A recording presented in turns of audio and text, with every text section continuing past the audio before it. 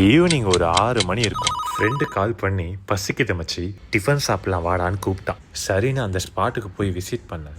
இங்கே என்ன அப்படி கிடைக்க போகுதுன்னு நினச்சேன். இப்படிலாம் நினச்சி தான் நிறைய கடையோட டேஸ்ட்டை மிஸ் பண்ணிடுறோம். 20 ருபீஸ்க்கு கிடைக்கிற இந்த ஆவி பறக்க சாம்பார் வடை நல்லா சாம்பாரில் ஊறி சாப்பிடும் போதே நல்லா ஜூஸியாக இருந்தது. அந்த சாம்பார் வடை சாப்பிட்ற ஆர்வத்தில் அப்படியே வாயில் போட்டுறாதீங்க, அப்புறம் வாய் சுட்டுரும்.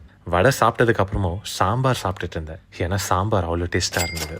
அண்ட் 45 ருபீஸ்க்கு சேல்ஸ் பண்ணுற பொங்கல், சாம்பாரையும் சட்னியும் நல்லா ஊற்றி ஒரு வாய் சாப்பிடும்போது அப்படியே மெல்ட் ஆகிடுவீங்க. தால்ச்ச இட்லி அந்த மிளகா பொடியோடு சாப்பிடும்போது டேஸ்ட் நல்லா இருந்துச்சு. கல் தோசை, பிரெட் பிரிஞ்சி, சப்பாத்தி, கிச்சடி, இடியாப்பம்னு நிறைய மெனு இருக்குது. ஸ்ரீ சாய் போஜனம். இந்த ஷாப் எங்கே இருக்குது பார்த்தீங்கன்னா காந்தி ரோட் வழக்கத்தீஸ்வர் கோயில்கிட்டயே இருக்குது.